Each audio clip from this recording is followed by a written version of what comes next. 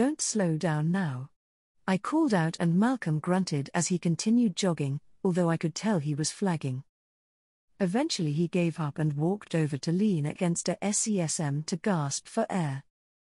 Don't stop moving. Keep walking around a little. I warned him, and after a glare he did so. I should get some synth lungs. He gasped out and I laughed and just shrugged. While it wasn't something I would recommend as the exercise was sort of the point, extra stamina would mean I could work him harder. This sucks. I just laughed at his defeated tone.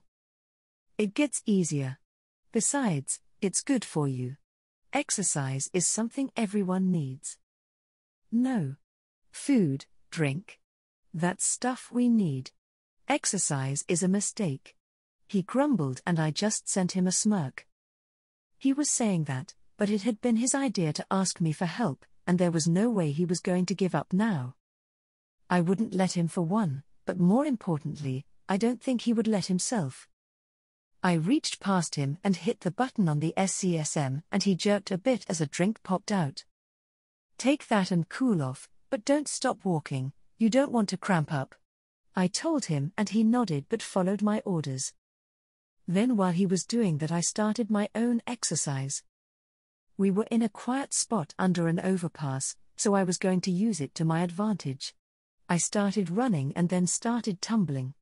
Backflip after backflip into a spin and I landed and then turned around and did the same thing back. I was pushing for that next level of athletics. Plus it might get me some body XP too. I continued pushing, warmed up from the run.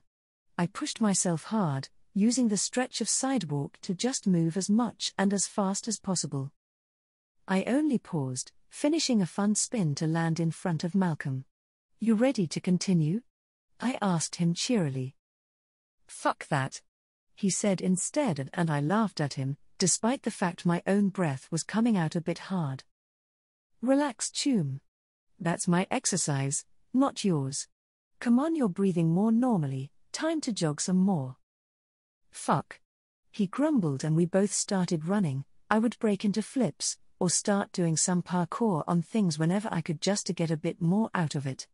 Much to Malcolm's grumbled dislike. Show off. Keep working out and you'll be able to do it too. You'd be amazed at how often a flip, or just coming at someone from a weird angle will give you the advantage in a fight. I commented, breathing a little hard with how much I was going at it. Motoko, I've seen you fight before. Hell, I've cleaned up after your fights before. Cleaned up? You mean looted? I teased. Tomato, tomato. He gasped out and I couldn't help but laugh, slowing down a bit to match his slowing pace. How are you feeling? I asked quietly, and Malcolm stopped again and started bending over to breathe. The Kang Tao attack had been a shock. I hate getting shot at, he eventually said, an answer to a question I hadn't really been asking. It does suck. I agreed, bullets hurt. No, but I couldn't do anything. You fought back. You got us out. Itchy reacted. But I froze up and took cover. Taking cover is a good instinct. But I couldn't. I should have got up and fought back, but I was freaking out. Becca got shot and I just... You reacted just fine. No one was expecting that sort of shit. If you're that worried, then we'll keep training. I can probably find some paintball guns or something, and do some tactical training. Motoko, you're such an old lady. Just get a training shard. Or a BD. He said, giving me a look, and I just huffed. Doing something yourself is more valuable than some shard or brain dance. Says the girl that makes BDs. Which goes to show I know what I'm talking about. I called out, proclaiming my victory. He rolled his eyes, which meant I won. Come on. Get moving again, I demanded, and he groaned and started trotting after me. As we carried on, I finally got what I wanted out of it. 100 athletics XP gained. Athletics skill level up. Athletics 8. I felt my breath even out, and the way I breathed shifted to make intaking oxygen easier.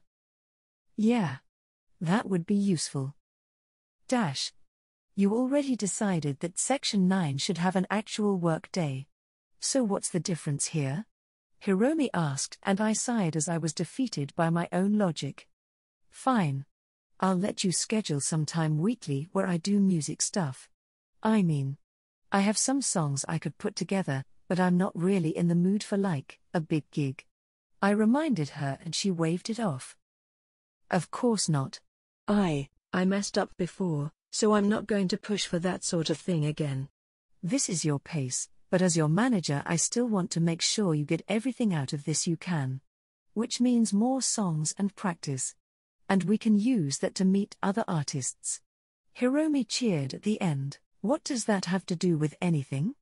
I asked, confused, and Hiromi gave me a superior look before stopping and seemingly catching herself. You might need actual bandmates for some songs, or just want to play with other people. You really enjoyed jamming out with Mr. Fox. And if you meet another artist that likes you, we might get you a spot as an opening act. She admitted, and I laughed at her minor reveal. Let's table that last bit for a while. June did mention that Alice wanted me to play some music with her band. But there might be some trouble with that. The band might be going through some drama. Ooh. Drama means an opening. Hiromi said, and I snorted. It means a massive pain in the ass that I don't want to deal with. I countered, and she opened her mouth to argue before sighing. Yeah, that's fair. But still. Music time? Fine. I have some ideas for something more electronic than my rock stuff. I said, and Hiromi was interested immediately. Tell me everything. I'm not sure yet. It's kinda complicated. I'll need my music box, but I might be able to generate what I need. I kinda need some specific samples that I might have to make myself. Which is kind of a weird thought. I mumbled, but Hiromi thankfully wasn't a music person, so she didn't understand how weird what I just said was. We can reserve a sound stage if you want, she said, already looking like she was about to do it. I hesitated but nodded. I'd need better recording equipment anyways. Go ahead. I'll grab my stuff, I said, pointing to where my music equipment was sitting in the corner, including my music box. Yes. Hiromi cheered as she turned away to start making whatever calls she needed. Makes us harder tilde, I sang quietly to myself. Yeah, that should be an interesting chore. Dash. Like this? Yeah, go ahead and pull that out, we'll need to rebuild it. I confirmed as I was already putting the information into my 3D printer. Preem. Rebecca said as she pulled out part of the gas exchange system on an old HMG. I wasn't going to question where she got one, not with all the different paints covering it. She must have had it for a long time, but she had mentioned she was struggling to get it repaired and I had offered to help. You really know your stuff, she said as she finally got the piece disassembled and we could both see the crack through the part. I've had to fix up my HMG after a gig before, I explained simply. Hair. You want a drink? Oh please.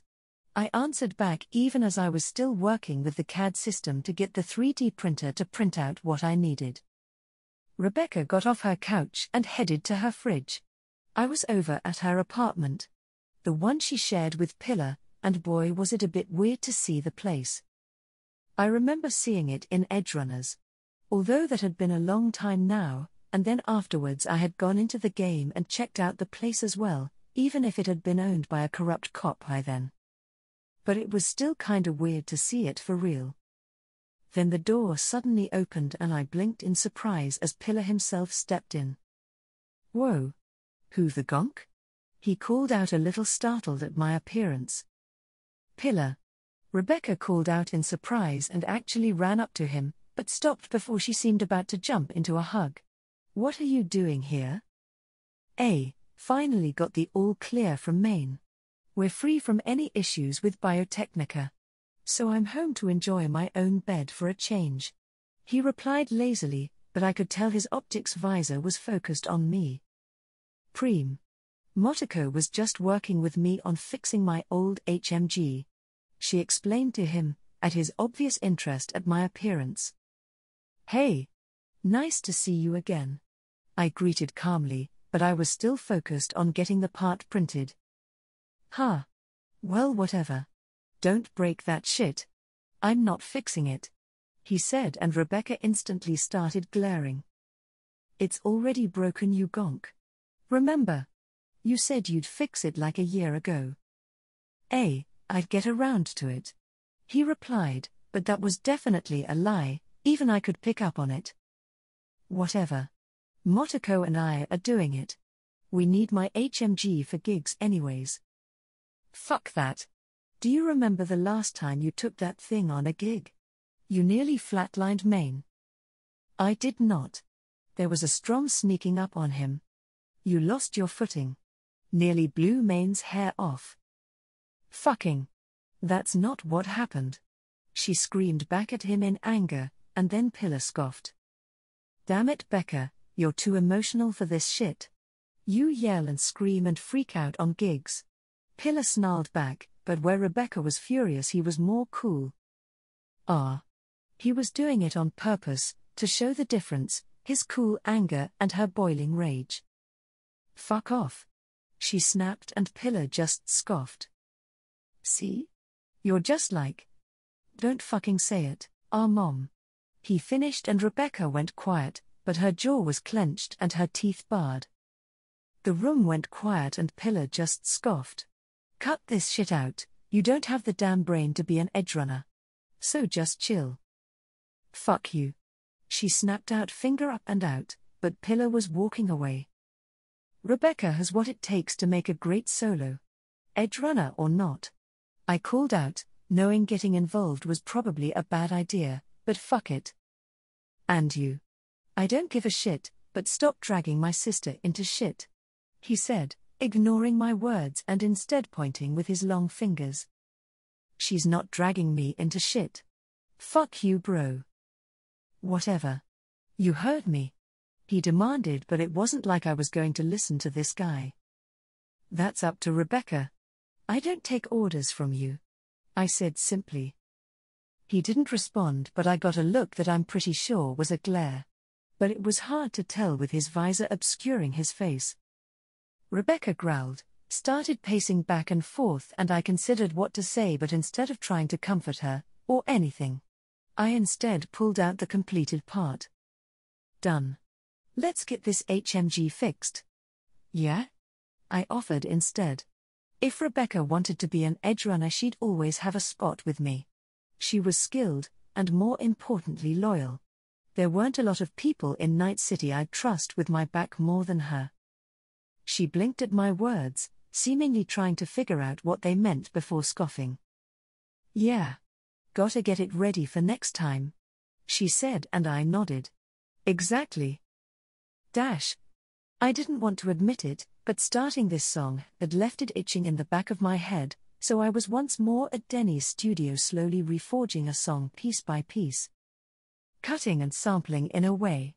Despite the fact I was actually sampling music for the song I was going to create outright. This sort of work was so complicated, and I really did prefer just old rock, but some songs were just more than a genre. I was actually making the bones for multiple songs as I worked. Jumping on a guitar and just making the samples I would need for more than just one. It was more efficient than just focusing on one song at a time. Of course, I was surprised as I moved into the actual studio to see a familiar face. A face I wasn't happy to see. Denny.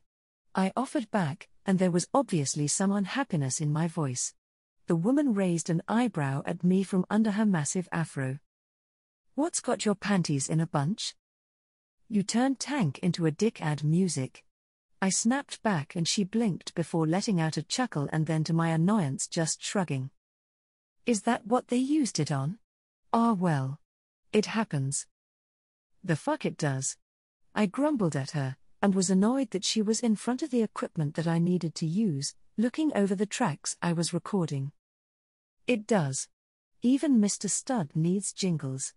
Trust me, kid, You make music, you're going to hear a song you slaved away for that took all your creative energy used to sell Scop burgers, or worse. It's just how it is. Tank's a good song, and I'll never get to play it again without people thinking I'm the Mr. Stud artist. PFFT. Yeah. She agreed, and there was some obvious melancholy there, but just because she sympathized somewhat didn't mean I was happy. Can I help you? I'm kind of in the middle of something.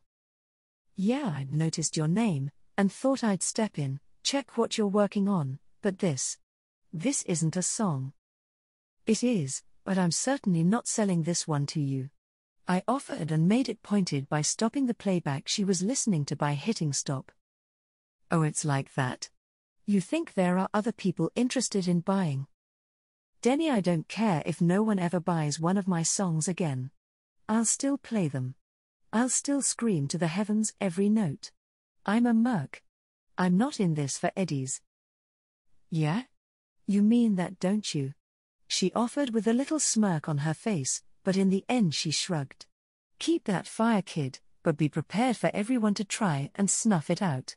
This industry doesn't make firebrands like that anymore. Maybe it should. I argued back.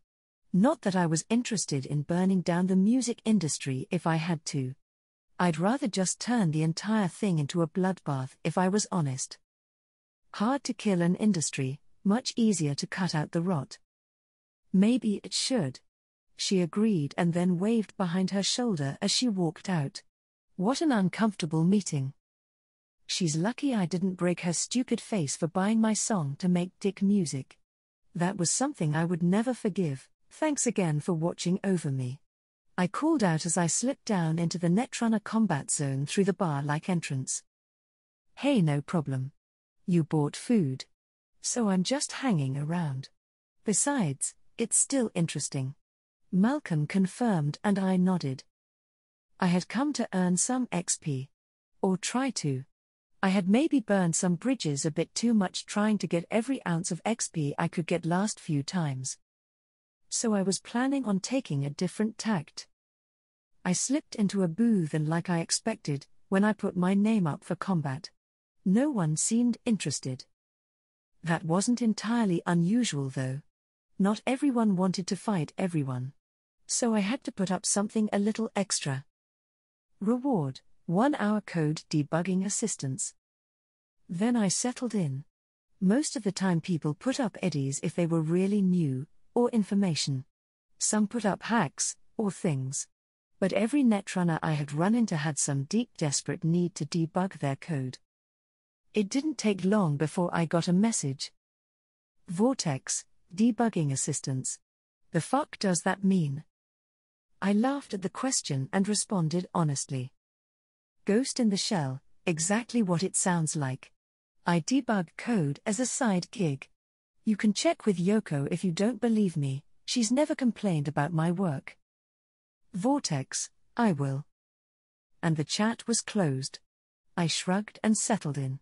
Answering a few questions from similar messages, but an hour passed without any hits. Then I got a response. Vortex, okay. Yoko confirms you aren't a Reza. I got a program I've been tinkering with. Ghost in the Shell, tell you what. I'm looking for something specific. I'll look over your code, win or lose. In exchange, I want you to spam any demons you have at me.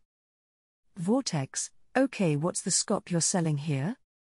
Ghost in the Shell, not scop. I'm working on something, but I need more practice against every type of demon I can find. You can think of it like debugging. I'm trying to find the weaknesses in my skills. Vortex, you know what? I don't care what scop you're shoveling. Yoko vouched and I need a set of eyes on my code. Deal. I smiled as the request for a duel went through.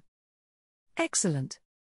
It seems a bit of honey was all I needed to get the flies to show up. Dash. I raced around smiling as another group of soldier demons came around the corner. This had been a really good idea, not just because I was getting XP, but because I had come up with a really interesting thought. My own Rio hack. I had originally came up with the idea to fuck with people, but you know what it would be extremely effective against? Demons. I would need a few adjustments, but demons weren't smart enough to realize what they were attacking wasn't a real netrunner. Once this was over, and once I finished debugging whatever Vortex wanted, I was going to spend some time updating my hack. Making it a bit more flexible would be nice. I turned and started uploading Heat Bullet MK.01 over and over, the tiny fireballs appearing, waiting for me to launch them. Then as I was hitting the maximum I could handle, I sent them all off at once, and the soldier demons were smashed apart. 250 XP gained. 250 XP gained. 250 XP gained. 250 XP gained. He. I moved on. Vortex might be willing to upload demons into the server while we fought, but she was still being aggressive too. She wanted this match to end. A moment later, where I had been was hit by an O-virus, and the whole place started melting for a few seconds. But I was long gone, and I could hear her grumbles over the server audio as I moved on to harass her a bit more. I blinked as between one moment and the next I was out of the server. She had actually managed to launch an attack that hit me. It was another large-scale attack. She was good at them. That really surprised me. I would have to adapt some better defenses just in case someone like that tried to do it again. Either way, this had been entirely worth it. After a long list of XP alerts I had earned it. 250 XP gained. Level up achieved.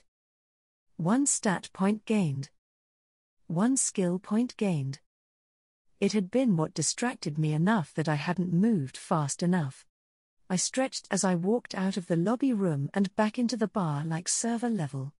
Their Vortex was already waiting for me, looking like she was going to attack me at any minute. Relax, Chum, a deal's a deal. Good hit, by the way. I got distracted. Well, come on then. Let's use a private room. And don't you dare start the clock until we actually start. I just raised my arms at the woman with glaring red eyes and gave her a calm down gesture. Geez, did everyone just flake on the net when they made a promise? I entered a small side room, and it was a cozy little lounge. I could feel the security on the space, and I took a moment to look it over before nodding. It actually was pretty safe as long as someone wasn't watching through your line, like Malcolm was. Here's the code. It bloats and fails to run after a certain point, she said, sounding pissed, and I just nodded as I took her data transfer, ran it through every security check I had before being satisfied it was safe, and popping it up in a test environment. I muttered as I looked it over, nearly instantly seeing the problem. Vortex was shit at coding. 90% of this program was Frankenstein together with other code. Okay, I'm going to pause your timer here, I said, and she twitched as I looked away from the code. Gonna be honest, this is a mess of code, so you got 2 options. I can either start fixing it, from start to finish, which I'll doubt I'll finish in one go. That means you'll need to fight me again in the arena another time. Or I start highlighting and giving you advice about errors I'm seeing and you can try and use that to fix it yourself. Can you actually fix it? This is some kind of skimming code, right? 2. Hey. Don't fucking talk about it. She snapped and I raised my hands. Okay, Chum. I'm a professional, and I don't care what you do with it. Yes, I know how to fix it. Then do it. I'll throw demons and nukes at you as much as you want. She snapped, and I just laughed. All right, let me get started. You want my commentary or for me to just get at it? Just do it. All right. So what's the deal with Vortex? Malcolm asked, and I shrugged. Pretty sure she's trying to skim eddies out of some machine. Maybe she works at a bank or something. I offered. She had the machine code in the program, but I'm not going to stick my nose into it. Gotcha. He offered, and then to my delight offered me a plate of still warm noodles. Thanks, Choom. I dug in and the two of us chatted for a while as we ate, but my mind and eyes were on my stats screen. Level 21. Body 917 due to cyberization, maximum value has increased by 8. Athletics 7. Street Brawler 8. Annihilation 5. Reflex 915 due to cyberization, maximum value has increased by 6. Blades 8. Handguns 8. Assault 8. Driving 7. Intelligence 13, 14, due to cyberization, maximum value has increased by 4. Breach Protocol 12. Quick Hacks 9. Programming 13. Cool 10. Ninjutsu 10. Cold Blood 8. Ruckaboy 9. Technical Ability 8, 12, due to cyberization, maximum value has increased by 4. Crafting 6. Engineering 7. 1 stat point. 8 skill point. Perks.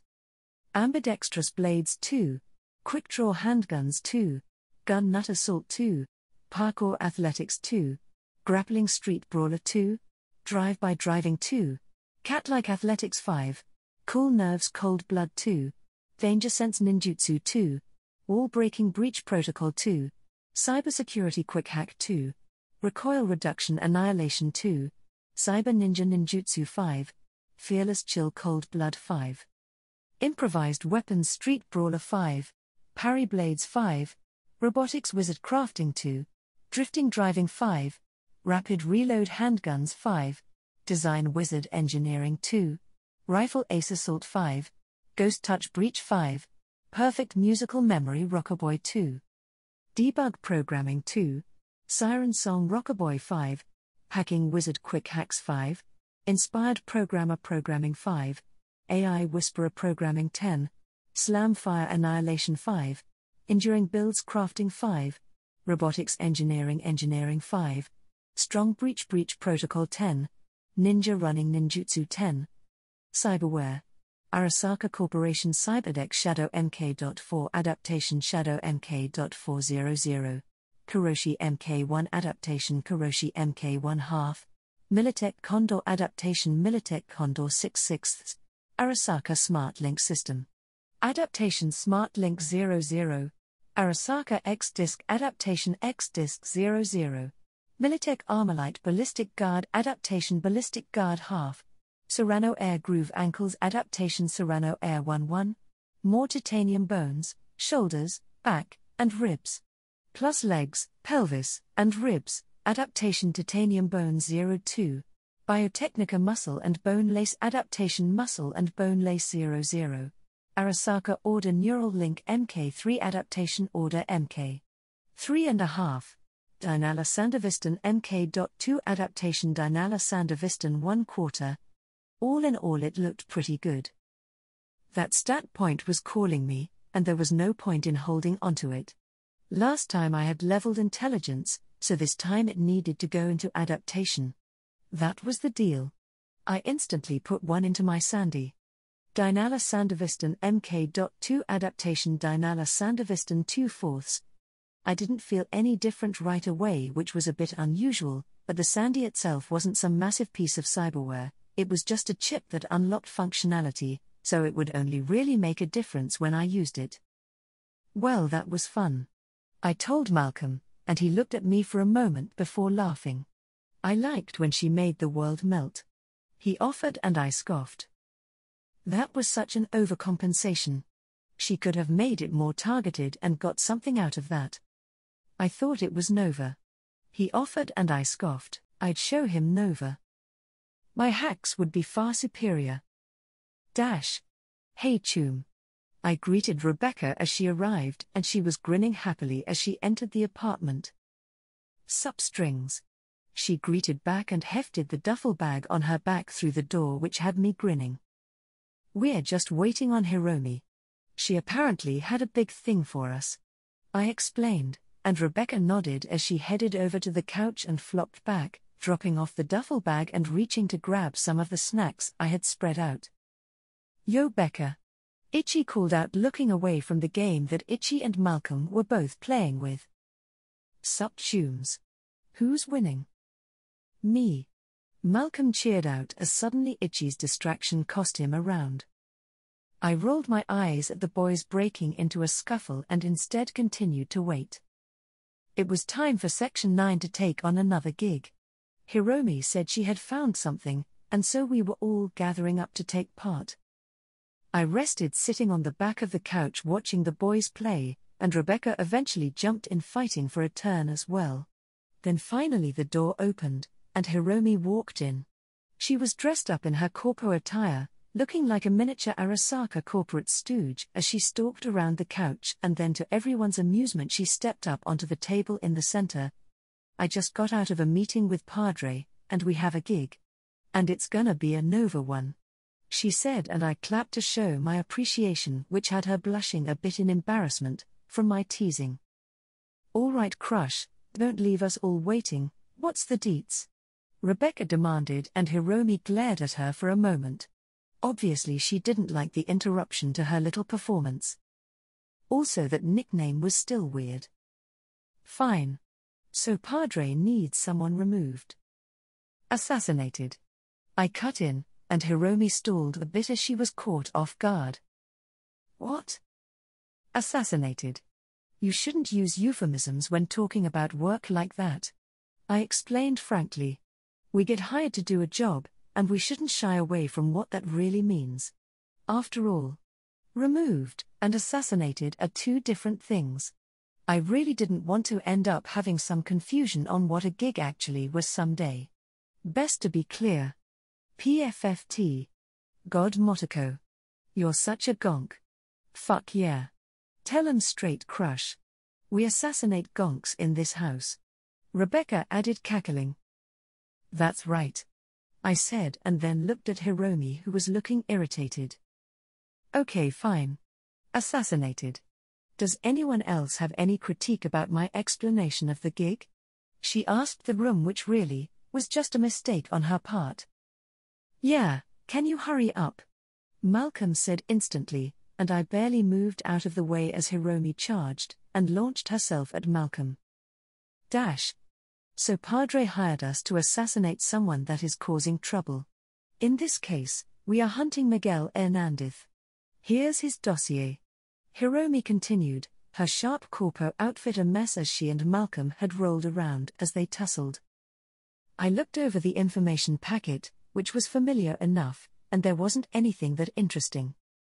Oh wait. He's a rich boy. Worse, he's a rich boy with a father that wants to protect him. Hiromi added, and a second file was sent over to us, and after scanning it I opened it to confirm. Animals.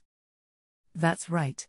He's got an entire squad for bodyguards at his home up in North Oak. This seems like it could be hot. What if the father wants revenge? I asked, and Hiromi smirked. That won't be an issue. Padre is also putting out a hit on the old man, so while we take care of the son, the father will also be removed. Nasty. I mumbled, but nodded. That seemed like Padre. So, that means we'll have looting time? I asked, and Hiromi nodded. That's right. With the father flatlined, and us taking care of the son, we'll have time to go through and acquire some additional resources. Did Padre say when the father would be assassinated? No. Hiromi added. Only that it was part of the plan, when I pushed him on the dangers involved. Okay, in that case, let's start building up a plan. Malcolm? I think you're going to be integral here. What? How? He asked, and I grinned. You are going to be our camouflage. I explained simply. Time to get this going. North Oak was the Hollywood Hills of Night City. Full of million-Eddie mansions, and celebrities around every corner. It wasn't a place a bunch of street kids could just walk around without worry. Which is why Malcolm's Caliburn was actually important. With his car he was able to drop me off near the target's compound without anyone caring. Then Itchy and Hiromi worked in tandem. Itchy's truck set up on the side of a street, with Malcolm driving down the road close to it, while Hiromi had picked up an actual video camera from somewhere to sell it all the more. Anyone noticing the kids would think they were just rich brats making videos of their parents' Caliban. So they wouldn't notice the fact we were set up the street from Miguel's mansion compound, that would let us see directly into it. Rebecca was set up for an emergency hiding in Ichi's truck with full equipment. The HMGs could be pulled over and she could start firing into the compound in case they caught me or something. Hiromi's camera was actually giving me a real-time look from the air of where the animals were so I could make my attempt at infiltrating the place. It was actually a lot tougher than you'd expect. The mansion had its own security room, and its own group of patrolling robots. Along with the animals all over the place. It was a lot of security for a residence. But it wasn't enough. I was pressed against the side of the outer wall, well outside any view of the cameras, and just sitting in the shadows as I waited. Then at the perfect moment, as a robot passed by my location giving me a minute or so until the next patrol, I picked up the Tachikoma from my lap and gave it a toss over the top of the wall. I smiled as I heard it land safely in the bush, and then closed my eyes, giving me the Tachikoma's sight. Crawling out of the bush I followed in the path of the robot, tiny legs skittering quietly after it. But not that quietly. I'd have to get some better rubber friction pads for the feet to quiet the movement even more. I noted it to myself for later and then focused. There was a side door the animals were leaving open as they came and went. That would be my entrance point. As the robot walked past it, I pushed the Tachikoma to the side and waited. Hiromi's camera that I was watching out of my left eye showed me what was about to happen. An animal stepped out and stretched. Massive muscles stretched over chrome and biotech, and drugs, anything and everything they could get to pump themselves up. They finished stretching and walked on. The animals weren't the most alert. Most of them were either working out, pumping iron, or just lazing around it seemed. But actually doing their job was left mostly to the robots. From their point of view, they weren't there to find the enemy, just to fight them after they had been found. Which was perfect for me, because they weren't ever going to find me. Tachikoma slipped inside the open door and I had it shift over to hide under a coffee table quickly. As the room wasn't empty. A few animals sitting around, this was the room they were coming in and out of, and it showed. Their stuff lay all over the room, but I ignored that because I had what I needed. We had been watching them for a few hours, so I had their approximate numbers. And here were the rest of them, at least I'm pretty sure. Which meant I could infiltrate the building to try and get to the security room, while knowing where almost all the animals were. I'm moving in. Give me another pass. I called out and grinned as I heard the sound of the Caliban roar up the road, attracting attention away from the back of the compound. I rose and leapt, clearing the edge of the wall, and landing in a crouch on the other side. I had already hacked into the camera systems, so I should be mostly a blur, but I still needed to try and access the security room as soon as possible.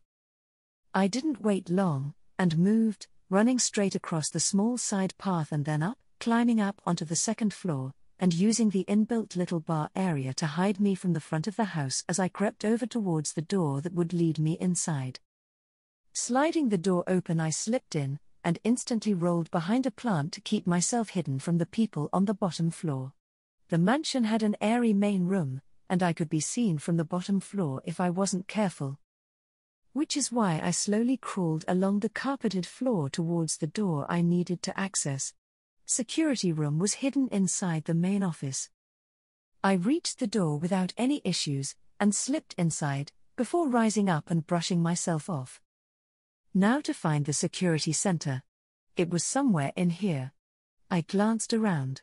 High-end office, everything was expensive but not wood. Meant to look wealthy, but not actually reach that point. One wall had all sorts of little awards and diplomas. Ah. I see, they were work commendations. The guy was a corpo after all. But I found the door across the room. No way to access it, just a door-shaped outline in the wall. Scanning around, I didn't see any readers or setup. So either the man had no access to his own security system, it used some weird off-location unlock system, or there was something else. I wasn't seeing any obvious cords or cables with my scans, but that wasn't unusual. Kiroshi MK.1S could only do so much. Instead, I walked over to his desk. Rule of overconfident bad guys, they'd have some switch on their desk, right? I checked all over, but didn't find anything, and there was a nice desktop system, but it didn't have the actual tower. There was a section where he could place a computer in and hook it up to the system. I looked around, not seeing any other option to open the security room. Dang it. I walked over to the door again and just looked it over, trying to find something. Why not have an extra scanner? If the access point was his attached computer, what happened if his computer stopped working? He'd never get inside his security room again. I reached out and rested my hand on the hidden door and stilled, as it sort of shifted. I pushed harder and it slid back and then sideways, opening the office to the small security room with a server for the security system. He opted for the mechanical door? I asked myself breathlessly, because that was the stupidest thing I'd ever seen. There wasn't even a lock. It was just a facade door. This guy, for all that he owned a big mansion, was cheap. Shaking my head, I entered in, and within a minute had taken over the entire security system. There would be no alerts to NCPD if there were any problems, and more importantly, it gave me direct access to all the animals, robots, and Miguel, who was currently pacing around in one of the main rooms. All right, everyone. Get ready. I'm in.